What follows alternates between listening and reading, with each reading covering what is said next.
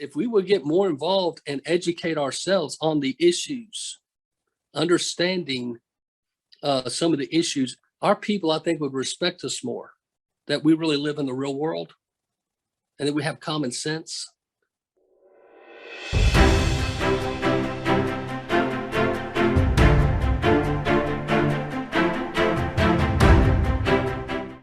Hello, everyone. I'm Brandon Lewis, founder of the Tennessee Conservative. Today, Pastor Macil Duncan, host of the Patriot Pastor Show on Nooga Radio 92.7 FM, joins us to discuss conservative media at the state and local level and why Christians should engage in politics and culture. Macil Duncan is a Chattanooga native where he graduated from Red Bank High School. Later, Duncan attended ETSU, where he double majored in sociology and communications. He received his Master's of Divinity at Mid-American Seminary. He founded Championship Ministries in 1991, an organization that invests a significant amount of time and energy addressing the issues of homelessness in the Chattanooga area through food pantry distribution. He currently pastors his congregation at Appleton Baptist Church. Macil, welcome to the program. Hey, thanks, Brandon. I'm a big fan. I like your stuff. Well, you and three other people. So I'm glad I've got at least a third of my listening audience on here today. So Macil, talk a little bit about, what led you to start the Patriot Pastor Show when so many church leaders insist that Christians should stay out of politics, or in many cases, just culture in general. Well, when I served in Texas under Dr. Rick Scarborough, I was his youth pastor. He had a thing called Vision America. And I got to meet Dr. Jerry Falwell and some other pastors that talked to some of us young guys and said, if we're going to be salt and light and help preserve the culture, that's part of what salt is. It's a preservative. We can't be afraid of the tough parts of ministry. And I never tell folks how to vote. I just remind folks to vote. And I try to make politicians and folks that are influencers in the community, let them know that we pray for them, but that our voices count too. So it was kind of through that mentoring. And as I've become a more seasoned pastor myself, I just feel they need help too. They're not bad people. Politicians, if the church continues to give them the Heisman, and backs away, they don't have, all they have is the special interest groups and the vocal folks, and they feel like we don't really care. And that's the misnomer. I think a lot of pastors don't realize by not engaging them and befriending them, praying with them, they just assume our silence is agreement, and it's not. No, we've watched a lot of things in our culture and in our churches change because people will not address those issues. Where when you look in the Bible, like the prophets were never afraid to address cultural or political issues. I mean, they were in the thick of it continually and constantly. Jesus addressed a lot of that himself. Many of the apostles later had to do similar things. So I think it's unusual that the church has gotten completely out of, in many cases, the political or the cultural realms, and they've just kind of insulated themselves apart from culture. And as culture has moved on, it's made it a lot less friendly place to be a Christian in the United States, when it used to be exactly the opposite. And so that's probably a lot of how we got into this, which leads me to my next question. It seems that the church is in trouble in America, and there are some dangerous influences making their way through the church. I've heard my pastor speak about this. I've heard many pastors that engage in culture and politics talk about this, and even through mainstream denominations. What are you seeing that's going on in these mainstream denominations that is causing maybe the faithful to wobble a little bit, and maybe we're not reaching as many people because of these influences? That's I tell you, the thing that I think we're getting away from is what our real job is. And as a pastor, my job is to encourage, to inform, and disciple. Jesus said, go and make disciples. That's number one. Jesus was asked, what is the greatest commandment? You remember? Love God. And he said, but by the way, love others. So that's kind of our mandate. But if you're going to disciple and train someone, that means you need to disciple, in my opinion, and train them in all aspects of life. The church, I think, got so inward focused. And if you go look at the history, when we started building buildings, there's an old slogan called Together We Build from the 80s and 90s. And when churches started focusing on the facilities and not being a facilitator, what we did is we took our eyes off the ball. And most pastors, if you're out there, pastor, tell me if you don't agree. You get around a bunch of pastors and they ask you about the ABCs. How's your attendance? How's your baptisms? And how's your cash? How's the offering? We measure success by numbers. And I don't think that's what Jesus wanted us to do. Your attendance is going to go up and down. Your baptisms will go up and down, and your finances. If a pastor's listening to me and you're having an off season as far as numbers go, that doesn't make you a failure, because Jesus even looked at his disciples once when it said everyone left him. He says, are you going to leave me as well? We're to be faithful. We're not called to be popular. And that's the problem. A lot of guys worry about everyone liking them instead of, and not that I want to alienate, but at the end of the day, I want to hear, well done, thou good and faithful one, from Jesus, not from Facebook land or from Twitter world. I think that is an interesting take, and I think it's accurate. It seems like if and when you preach the gospel, and if and when you declare that from the way that Jesus wants you to, all the other problems tend to take care of themselves. It's when you get off track that I think that we have problems. I've seen a lot, and I must admit, this is not my wheelhouse. My wheelhouse is just state politics primarily. Our primary beat is the legislature. And what goes on. You keep me educated, by the way. I listen to you and I get a lot of my information from you about the state. I appreciate that. You do a great job. Well, if there's only 2 organizations that report on it. So if you want it, you got to come to us or the Tennessee Star. And the Tennessee Star does a great job, but they've got multiple states now that they covered. So their Tennessee coverage has been diluted quite a bit, while ours is exclusively focused on it.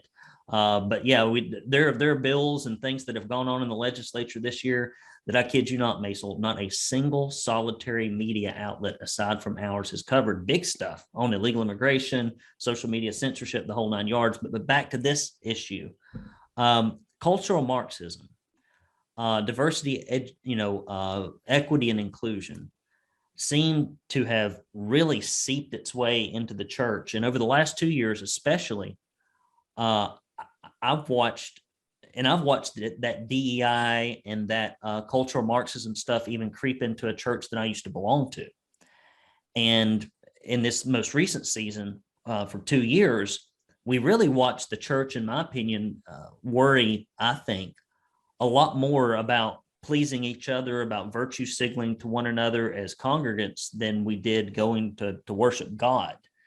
And so that's one thing that really worried me, and especially as churches closed down during the pandemic and didn't open back up. And number 2, that they allowed the government to even do it if they didn't agree with it. We never shut down, pal. Well, I'm glad you didn't. Too many did. But what are your thoughts generally about cultural Marxism, DEI, and then also I'd like to just kind of hear your thoughts on what we went through the last 2 years and maybe what we could learn if something like this tries to roll down the pike again. Well, those of you that like to read the New Testament need to remember most of it was written in prison. You can't be afraid of what the government will do to you. That's why we didn't shut the doors. The doors were open, the altar was open, and I was in the pulpit every Sunday. If they said you only have 10 in the center, we'd have 10, but we'd have breakout rooms with iPads, phones, and at the end, we'd all fellowship out in the parking lot. But I was determined the government would not shut my church down. I know some pastor friends that would call me worried, etc.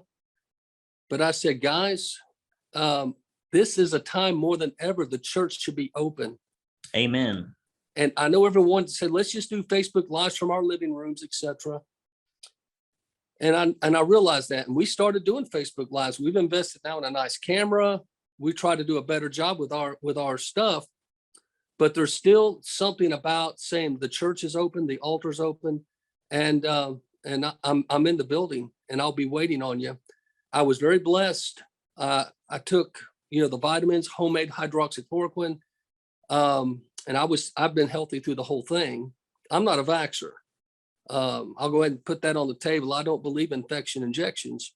So I had to learn to have code names, because when you're on the radio or on Facebook and you say certain words, the kids in their pajamas in mama's basement will fact check you. But I believe, Brandon, my heart is that the church has been purged. And I think what's happened is all the cool and all the folks that were in it for maybe the wrong reasons are the ones that needed to be exposed. The servants are serving, and that's just the way I see it. You can get mad or glad. I say it on my radio show all the time, but I'm going to tell you like I see it. And I think too many pastors were more worried about what Fauci said than what God said. And that was a mistake. I believe if you go back, tell your listeners to go back and study Saul Alinsky. He was a Satanist that wrote the book Rules for Radicals. He's got 8 steps to taking America from a republic to a socialist country. He dedicated the book to Satan. If you read the front side of the book, the cover, because Satan was the first successful rebellion to take 1/3 of the angels. And so, Satanists and Luciferians, they celebrate that.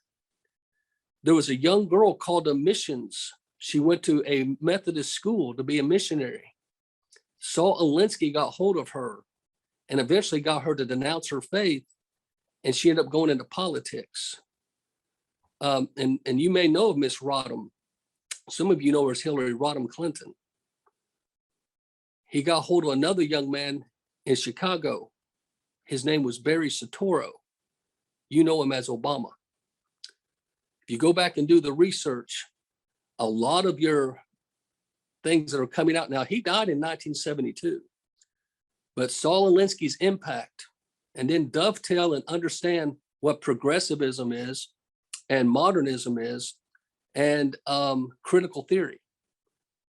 Everyone focuses on critical race theory, but if you just study the concept of critical theory with modernism and postmodernism, you see how those dovetailed, and they intentionally went to the higher levels of education, our colleges and our graduate schools. They worked their way down to the high school, middle school, and now we're seeing in our elementary schools what we're seeing. It was a slow game. They played the long game. And what the liberals did a good job back in the 20s, 30s, and 40s is they went after the judicial system and the education system. We didn't see it coming because Christians are so much into the now. We don't think down the road well. We're not good planners. Conservatives, by the time we started getting our act together and trying to come back or respond, they were voting prayer out of school and things. The 60s through the 70s and 80s, we were playing catch up when they had the long game going. So I'm saying that to say a lot of pastors, and I study the Word of God, don't get me wrong, but I do like to study history, trends, and I like to understand why people think and do like that's the sociologist in me.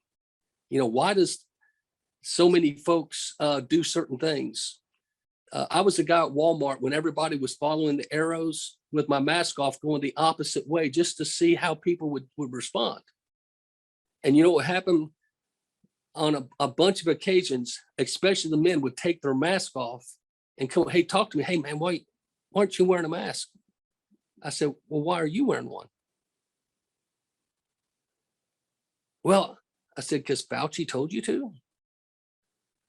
Well, I said, don't be brain, man, look at this. This looks like a maze for rats. They had you lined up walking through. And I said, this is nothing but mind control. Think about this, Brandon. They were pointing things at your head, your forehead, to check your temperature. There's other ways to check temperature. You didn't need to have a gun like an instrument to intimidate. And standing 6 feet apart. Why? Because in the end times, in Revelations, we're told you will not be able to do commerce without having the mark of the beast, which will be on the forehead or under the arm.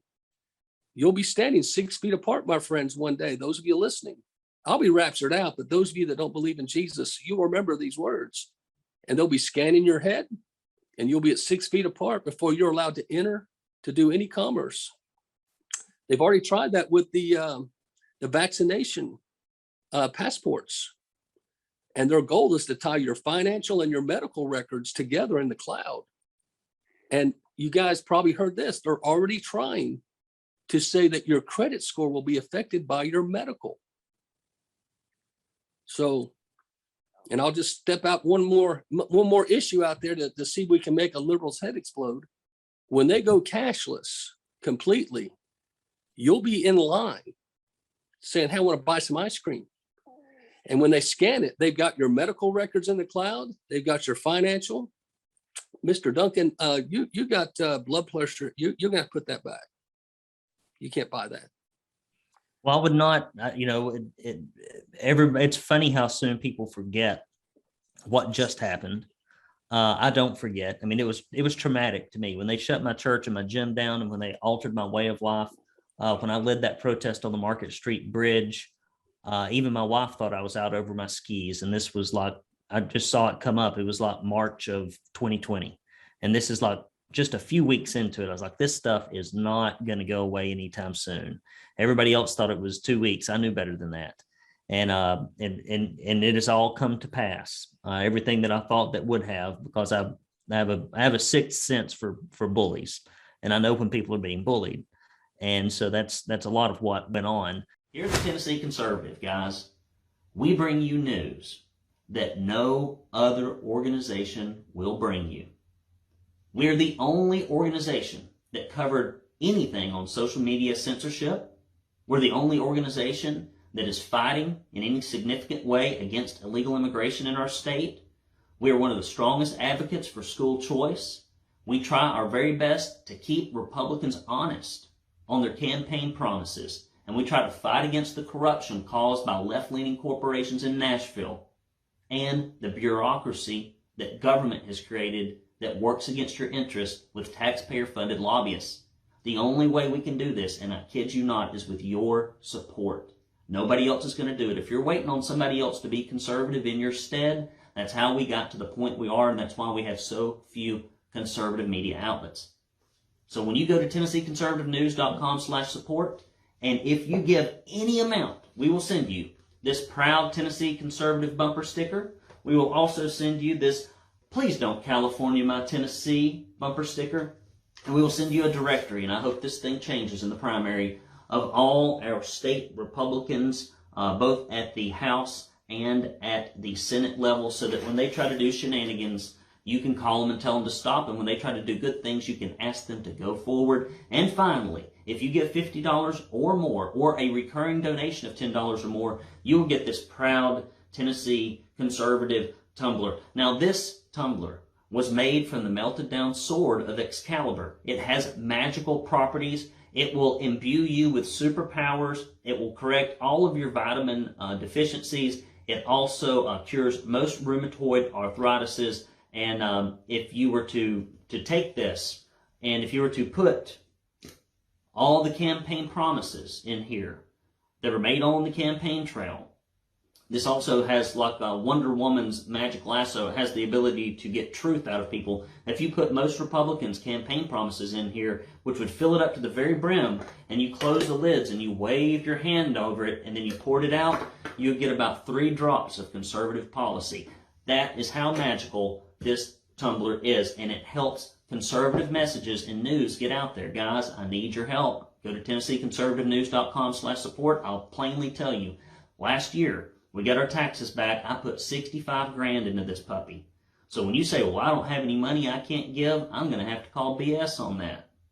Get in the fight. Give today. TennesseeConservativeNews.com/support. I can't do it without you. Don't wait for somebody else to do it, because it ain't going to get done. Shifting gears a little bit, we're just going to cover all kinds of stuff here today. Let's take a few minutes to talk about homelessness in general and its current impact here in Chattanooga, Tennessee. On the one hand, there are individuals who are mentally ill, incapable of holding down steady employment of any kind. Those people certainly need assistance. I believe it'd be a lot better if the church and nonprofits gave it to them than the government. When you get charity from an individual or an organization, it makes you want to be charitable to other people. When you get it from the government, it typically makes you bitter, and it makes you feel entitled, and it takes away your self-worth. On the other hand, there are those who enjoy a carefree lifestyle. They enjoy moving from city to city without any responsibilities on government assistance and charitable handouts. I mean, listen to Lefty Frizzell and Merle Haggard. Like the hobo lifestyle is nothing new. I camp. I love to go out in the woods. I spend days out in the woods with nothing but just like whatever I can take. If I love to do that in an urban environment, I guess I'd be in heaven. But I don't like the urban environment. And you look at cities like San Francisco, who are a perfect example of what liberal policies coupled with a homeless charity complex can produce. It basically turns the area into an urban hellscape that is abandoned by both residents and businesses. And I don't know that area will ever recover. And so in Chattanooga right now, how do we balance the needs of homelessness, people that are truly needy, with the needs of residents as it relates to quality of life, safety, and dare I say, and nobody ever wants to hear this when you're talking about something like homelessness, but something as simple as property value, whether you own retail stuff up and down Brainerd Road, or whether your house is just a few houses off of it. That's where I live. We've got a huge problem with that right now, and it's gotten exceptionally worse over the last 8 years, and it's even been ratcheted up more so in probably the last 18 months. So how do you balance those two things? Because I've seen a lot being in Brainerd. I'm there. I live in it every day. What are your thoughts on that? Well, I go down every week and hand out supplies to the homeless. So I sit in the streets. I pray with them and feed them, and I cry with them. It'll break your heart if you ever go down. I can take you down sometime if you ever want to go down. And there are people that like to talk. They're not just all bunch of drug addicts. People have such misnomers. Just like you and I, there's people that say, hey, two white men over 50, they're racist, they're misogynist. I mean, they just go down a litany of accusations, and they've never shook our hand. Same thing with homeless people. There are a lot of good people that have had bad situations happen. There are a lot of veterans down there sleeping on the streets. So, but the other thing too, Chattanooga is, don't forget Chattanooga choo-choo. We are a transient town. So a lot of them jump the tracks and they ride from town to town. So we get a lot of that. The other thing, we're right here near the Georgia line. So if folks are fleeing from a criminal situation that's not federal, and they can cross a state line, I understand some of that about the homelessness. But as I try to just tell folks, what is a value? When you really think what's a value as a Christian, is it a soul, or is it, gold? When we get to heaven, we're going to be walking on the thing we value the most. It's going to be asphalt in heaven. So that's where, as in the Christian church, I hate to say it, you've got a lot of Christian snobs, man. I mean, there's some people that if you don't look and smell and dress like them, I mean, they'll give you the Heisman, man. That's kind of my thing. They won't even come talk to you. And I'm amazed at people that, in the name of Jesus, they really have got an arrogant spirit about them. And it just breaks my heart, because Jesus tells us to be humble, right? And if we're humble and loving, I think then that produces integrity. So I call it the hill, HIL. We're always climbing that hill to be humble, have integrity, and to love. I have bad days. I have days I'm not as kind as I should be. But, I've just found if I go and hang out, we also have a food pantry. We distribute food. We feed about 4,000 people a month now. And so up at the Appleton Food Pantry, we rent out 2 old grocery stores. And now we're open 7 days a week. We get food donations from all kind of folks. See, we didn't shut down the food pantry either. During the pandemic or plandemic, whatever you want to call it, I was getting calls from St. John's downtown restaurant, Five Guy Burgers, 1885. Hey, I heard you're the pastor that feeds the hungry. I've got all this food. They shut us down. I was driving all over town getting food, people doing food drives. Now that the race architect, Matt Hollander and Bill Hollander are big help. They help me feed the hungry. They have for the 5 years I've been here. And as we get folks to help me raise money, we buy food and stuff. People starts coming. We got folks, Brandon, that drive from Saudi Daisy, from down in Georgia, Athens, Tennessee, because they know if they come to Appleton Baptist Church, we don't judge and we'll feed you. And I get made fun of. There's people that will watch some of my Facebook lives and say, what are those nice cars doing in line? If they can afford that car, but they just lost their job. Their husband's hours got cut. I get accused of being a sucker. I'll take that label all day long instead of a snob. You know what I'm saying? There's so many needs out there, Brandon, that I think we could meet. The Christian community, to me, has become so selfish and self-absorbed. We don't see the needs of others until we've met our needs first. And that's not the Bible. That's just me. I mean, you guys may see it different, but if I see my neighbor hungry or naked, I guess the issue that I think there's a combination. I think that number one, there's obviously an issue that needs to be addressed. However, like where I live, for example, I'm 4 or 5 houses off Brainerd Road. We woke up one night, 3 or 4 o'clock in the morning, some guy's out in the bush. He's abducted a child. I've had like 2 vehicles stolen and left in my parking lot here in the last 18 months, stuff that never used to happen. When you go up and down the street now, where I live, like it's embarrassing to take people there. There's litter everywhere. There's somebody panhandling on every corner, even though there's ordinances that you can't do it. And then I've lived there long enough, like there's some of them that I talk to, I run into them at Lamplight Liquor Store because I'm one of those drinking Christians. And they leave from panhandling, they go to the liquor store, they go back and panhandle. Some of those guys get pimped out. They can only work corners with certain permission. And up and down Brainerd Road now, you're watching through our corridor, what was an area that used to be, Eastgate Mall that was coming back up. Now it's starting to look like broken out teeth up and down the entire street. That area is starting to slowly decay. You've got a huge hotel that's full of nothing, and drug use and petty crime leads to larger crime. It's getting to where the area that I live is getting to where like it's not safe to live in. And that's one reason I'm leaving. I mean, something has to be pretty bad for me to leave my home of 15 years. And it's all of this stuff. I think Rudy Giuliani used to talk about it. It's like the broken window theory. If you let petty crimes go unpoliced long enough, you'll live in an area that's not safe. And so I don't think that homelessness should be outlawed or anything, but there are some things that there has to be at some point, there has to be a balance between, for example, this perfect example, there was, I went by Eastgate Mall the other day, and there's all these places that are for lease. And out in front of them, there are like just people sleeping out in front of them. Well, if you've got a building for lease and you're a small entrepreneur, and I've got guys that own little bitty shops up and down Brainerd Road that have been there for 20 or 30 years, who are having to close down because now they say that their clients don't want to come there because they don't feel like it's safe because they get heckled or harassed in the parking lot.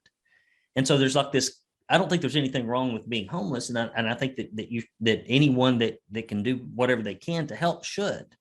But at the same time, like I think Brainerd Road's going to turn into Rossville Boulevard if that's not cleaned up. Now, they clean it up if it's on Mayor Kelly's property in Chattanooga. He had homeless encampment on his property, and they clean that up at city expense. But if it's in my neighborhood, or if it's over in Brainerd Road, it isn't addressed, and it's getting to where Brainerd Road looks like The Walking Dead, depending on what time of the day you go by there. Maybe I'm just sensitive to it because I've lived there and I'm worried that my community is going to fall apart. I hear you. Let me just, I'm not diverting, but I'm going to answer your question. I'm going to take a loop. You probably heard of George Soros, his Open Society. He owns 96 shell companies. 64 have a direct impact on America. For instance, he owns Dominion voting machines in 26 states now in America. A non-American owns voting machines in America. But I don't know if you're aware of this. He bought out the YMCA, Salvation Army now, Christianity Today magazine. What we have shown is that Christianity is for sale. And so what they're doing, they're buying out these organizations, I think, to intentionally try to agitate the Christian community and compassion ministries, if you will. And I believe they're using homeless people as pawns because they're low on crime. And I'm hoping Cody will change that. I supported Cody Wamp because I don't think Pinkston was, because I'm a believer, if you do the crime, you do the time. So if somebody's wandering our streets, that's a pedophile, a rapist, a bank robber, whatever you want to, but he keeps getting out because they feel sorry or the jails are full, etc. That's I think what's happening is our judicial system. I mean, you got Keith Ellison that left the Senate to go to Minnesota to be a district attorney. You guys go look. If you listen to Mike Pompeo, his speech to the governors in 2020, he warned us about the CCP and their involvement in helping, even at grassroots, some towns, councils, city, school boards, up to, and especially Secretary of States that sign off on the election counts. Where I'm going with all this is they were really, and then defund the police. They're playing the long game on us, Brandon, and that they're getting our community so confused about what's legal and what's not, telling folks they can go loot and they've got insurance. You remember kids were going in and just stealing and walking out the door. My daughter lives down in New Orleans and she was in Walmart and a guy went in and walked out with a TV and some stuff. And the employees were saying, "Sir, you didn't pay for that." He just got put it in his car and he drove away. Because it was under, there's now in cities like New Orleans, if it's under so many thousands of dollars, they pretty much get to walk. That's where we're at. So it's emboldened bad behavior. So going back to the homeless, a lot of these homeless people don't feel there's any consequences for bad behavior. And that's where we've got to start going back to having an agreement. But when you don't agree on what's right and wrong, see, that's when you go back and study about modernism and postmodernism. What's right for you may not be right for me. What's wrong for you may not be wrong for me. There's no plumb line of truth. So how do you control a society if you don't believe the Bible, for instance, the 10 Commandments? That's where I think it's just drifted down to our local community level. Because I'm a big proponent. I think what they ought to do is get more money back into the mental health facilities. There are people that need to be in a mental health facility. I also think we ought to have rehabilitation. You're down on your luck. Let's help them have a place to live, help them find a job, help them maybe get their GED or a business trade, have like a second chance program. And then, but hey, if you get that chance and you blow it and do crime again, you do the crime, you do the time. So I don't know if that's a long answer and it answers your question, but I don't think you're a bad guy because your property value is being hurt. I know churches that because of the vandalism stuff, they relocated their church facilities because the community in which they live just got to be so crime ridden. They were trying to be compassionate, but the community got so out of control, they ended up relocating their facilities. I mean, I don't want to condemn folks if they have to make those choices, but I'm just a guy that still believes if you're hungry, I want to feed you. And if you need, you need clothes, I want to clothe you. And if you're cold, I want to give you a blanket. Yeah. And the other part I will say, I've watched what's happened in my community, but I also grew up around lots of welfare. Like it's pervasive in my family. And I've watched, sometimes I think it would be better for people to go through hard times than to get handouts so that they could have the self-esteem of having to put food on the table, even if it wasn't that much. Because I have watched so many in my family through government assistance, charitable assistance, people that are able-bodied, intelligent, good-looking, healthy, strapping young men, especially. Like I had one cousin shoot himself in the leg to get the Alabama lottery, which is disability. And there's this pervasive culture of dependence that is an entitlement that is sweeping through our nation. And I worry it is so, and sometimes I think it's almost it's like that book, The Tragedy of American Compassion. And sometimes I wonder, like, where is the line? It is very hard to tell. And I can see, like, for example, we have the same panhandlers in our neighborhoods, and they leave panhandling, and the cast goes in the back of the Suburban, the crutches are shed, and then like the other day, like the people that were panhandling, they left where they were panhandling, they walked across the interstate, and they just walked into a house, very, very nice house that's just right beside the interstate. I don't know if they picked the house because of the panhandling or they started the panhandling because they lived in the house and saw you could make, like, just by the hour. And I've thought about going out there just to see how much I could make, because I'm kind of a business person. I'd like to see what would work and what wouldn't. I'd split test it. I'd do variables, and eventually you'd figure out, like, what would make the most money. And if you can make more doing something that is almost identically the same to having a job doing something else, but you make more money at it. I mean, there are a lot of jobs that's like on your feet doing something, serving people for a living. And if you can do that even though it's illegal in Chattanooga, and if you can make more money, I think people will do it. And I don't slight them for doing it, but it does aggravate me that the government doesn't do anything about it, especially if they put laws on the books that are against it. And I've just watched in the drugs that have come into our community on Brainerd Road because of all this. It's just been, it's been sad to watch it decay. And I don't know what the answers are, but it can't just be compassion without any thought of consequence, because I think that is ultimately what happened in cities like San Francisco, what's happening in Austin, Texas, and other areas. Is like, it was like compassion with no end, and the end is somewhere that doesn't look very good and really isn't good for anybody. So I don't know what the answer is, but it is a problem. That goes back to your opening question. Pastors not wanting to get involved in politics and working with their politicians, except in maybe ethnic churches. Caucasian pastors have been browbeat by the Johnson Amendment. When you go back and look at that, it's just like people have been taught separation of church and state. That's not in the Constitution. And when you tell folks that, and I say, prove me wrong. You hear me say on my radio show time, prove me wrong. And I had a guy that was director of the schools in South Haven, Mississippi. When I spoke at a church once, I said, if you find it in there, I'll buy you a steak dinner. Well, I met him a week later, and he was hiding from me. His name's Charlie. I said, Charlie, did you find it? And this is what he said, Brandon. He goes, I've got a doctorate in education. I have been a school teacher, a principal, and now I'm over the school systems of South Haven, Mississippi.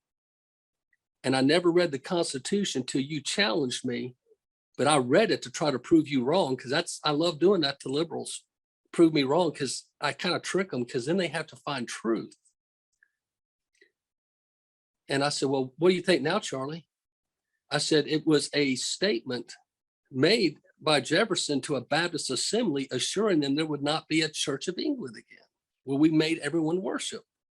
But they took his phrase, there will always be a separation of church and state. And this is how the liberals worked it.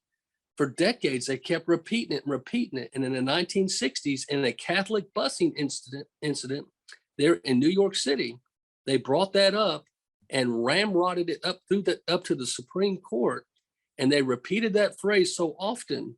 Here's a guy with a doctorate in education believing it. With that said, you've got so many pastors that, and I love my pastor brothers. They some of them get offended when I try to lovingly nudge them to truth. But if we would get more involved and educate ourselves on the issues, understanding some of the issues, our people, I think, would respect us more, that we really live in the real world and that we have common sense, you know. But going back to the situation here in Chattanooga, the homelessness, a lot of them live near two things. They try to live near light, so in the dark, they're not, you know, they've got safety issues, and they try to live near food. We've got a soup kitchen downtown. If you go down to the soup kitchen, you'll see multiple tent cities in walking distance, and that's who I go and help a lot. When I take 150, 200 bags downtown, and it's a Ziploc gallon bag with a roll of toilet paper, a bottled water, protein bars, a few other Slim Jims, crackers. People get real creative, and we give those out to people, and it helps us have a conversation. And some of them, you know, you go up to a homeless person, Brandon, a lot of them look down because they're a little embarrassed. And I tell folks, please don't try to take pictures with them. They're embarrassed. You know, that's not the time for selfies. But just go love on them. There was a guy down there this last Friday. He's been shot in the head. I don't know why, but he has slurred speech. He can hardly walk. And he calls me preacher man. And he loves when I sit down. I just sit down on the street with him and we talk. Now I can only understand about every third word, but because I just sit and let him talk to me and I pray with him, that means the world to him. I don't know if we can get him a job. There's guys there's some people, Brandon, that just are extreme cases. They need, I think that's when government handouts are good. Yeah, I agree. Then you go back to some of these guys that can work, and they choose not to. And I know people that are on disability. I've got a cousin, if you're hearing me, pal, you know who you are. And I've got two guys here in Appleton that would work for cash only because they don't want to mess up their handout. They claim to have disabilities, but they seek jobs for cash. That doesn't sit well with me. Okay, I'm all for helping people, but I don't like helping lazy people. So, well, here's what I will send do. a mixed message. I will take you up on your invitation to get down there. Give me a couple of months. I'm getting into this new house and it's just chaos trying to get moved. I've never been stretched so thin in my life. 2 businesses, 2 kids, 2 houses, and I'm in the middle of all of it. But I'll come down there. I'll take you up on your invitation. I'll come help. I'm a good worker, so I'll come down there and help you out one day. So before we leave, thanks again for coming on here. We got an upcoming show. We're going to be on Nooga Radio. I think that's going to be tomorrow. By the time this gets recorded and released, y'all will have to listen to it. Maybe we can record it and put it out on the podcast as well and simulcast that on our podcast. But between now and then, tell people how they can watch your show, listen to your show, find you, follow you. Well, the Nooga network just expanded. We are 96.9, but also now 99.7 FM. We're in the process of trying to buy up more radio stations to strengthen our signal and expand the distance. When we were 92.7, they were CBS affiliated, and they would run stuff and the ownership. And so he just did a clean break and went to a weaker signal to rebuild, because now they just want to be a total conservative. The reason they contacted me is because I did a thing called the Red Hat videos. I used to do just conservative talk, and I would have 6,000 plus views, sometimes 8. And then the election started coming up, and I got in trouble for leading the Pledge of Allegiance, asking folks to join me. I got ripped by Facebook, and that's when I found out what Facebook jail was all about. So when they brought me back out of Facebook jail, I noticed my viewership was limited. long and short, David Toulis was watching me, and he came to church one day and said, "Hey, I'd like to interview you." So he interviewed me. Then he said, "Hey, why don't you do a Wednesday show?" So I started out with a Wednesday show. The ratings took off. So they said, "Hey, would you like to do a daily show?" But it was in the middle of the day and it was kind of hurting my ministry here. So then they said, "Why don't you do the drive home 5 to 7?" So I'm on 5 to 7, Nuga Radio, Monday through Friday. And I have the Patriot Pastor page, the Macil Duncan page, and the Macil Pastor Duncan page. The reason I have 3 is because when Facebook shuts one down, I try to have one that's available, because I do talk about issues that no one else will talk about. And I get the eye roll, but I always get that call from the pastors or from the church member wanting to know more. I even have politicians, and I don't disclose their name. I've got 5 politicians that you would know their names, that I've become their prayer partner, because they know I understand issues and I truly care. And I'll say this, Senator Gardenhire had me go up to Nashville and say the prayer over the Senate. And I don't say this to brag, please don't hear that. But I fasted and prayed. And when I prayed, I said, "Hey, can we forget we're Democrats or Republicans? I just want to ask God to bless you." I got done praying, and 3 of them got up out. This was during COVID times, and hugged me. Others were coming over and shaking my hand. I thought that's what they did to everybody. So I go to the back and I said, "Hey, dude, can I take a picture? I've never been here." And he goes, "After that prayer, you can take all the pictures you want." I said, "What do you mean?" He goes, "Most folks come in here and pray at us. Not many pray to us." And he goes, "You can take all the pictures you want, preacher." And I say that to say several of them have contacted me and asked me to be their prayer partner. And I'd say that, say, pastors, there are people out there of influence. If they know, one, you're confidential and you're sincere, they want us in their life so that we can help them. And they're making big decisions, Brandon, for the state, for the country, and they need to know we care. I may not agree with everything they say, but I want them to know there's a bridge I'll build with them, and I will pray for just about anybody. So I just encourage folks out there. There's a lot of great preachers out there. I got to do an event with Pastor Greg Locke. We're different. He's a screamer and a runner. I'm more of a calm, sit down speaker. But it was fun doing that event with him and getting patriots together. And so when you get the opportunity to do what you and I are doing, we're communicators. We're different styles. But I tell folks all the time, you don't always have to listen to me. But if I can help connect you to somebody, that's what we're about. I'm a networker. I don't want to be the most popular guy. That's not my goal. I don't get paid anything on the radio station. You know that? Well, neither do I. I lost $65,000 last year. See, that's what I'm saying. You and I are servants of information, and we serve the people. I think that's why folks trust us, Brandon, because we're not snake oil salesmen. You know what I mean? Well, if somebody would buy some snake oil, I might sell it right now. Well, I want to appreciate you, because you do keep me updated on what's happening in the state. And you're one of my sources for state news and information, because there's a lot of people. Well, you can use our show. You can use our show for show prep. Just make sure you just tell them you got it at the Tennessee Conservative News. So you can use that stuff all day long. Yeah. I've got a couple of other radio hosts that have started that have multiple stations that have started using us as we cover the legislature. Well, Bud, we need to wrap up and get this home. Hey, Bud, real quick, always send your stuff to the Patriot Pastor page. I have to approve it before it goes on. But I put your stuff. I always approve your stuff, so send it anytime, and I'll put it on. Well, you're very kind, buddy. I appreciate it. So go to search Patriot Pastor. If you search it, it pulls up Patriot Pastor Nuga Radio. If you put all 3 in there, what is the website for the station?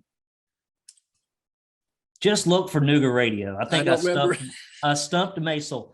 So if Yeah, you enjoy, I'm just a lackey. I don't really have any influence over there. I have my own show. Sab and David Toulis are the owners. very good. Well, we're going to wrap up here, guys. If you enjoyed this interview with Macil Duncan, and I hope you did, we're going to have a great show coming up with the pastor.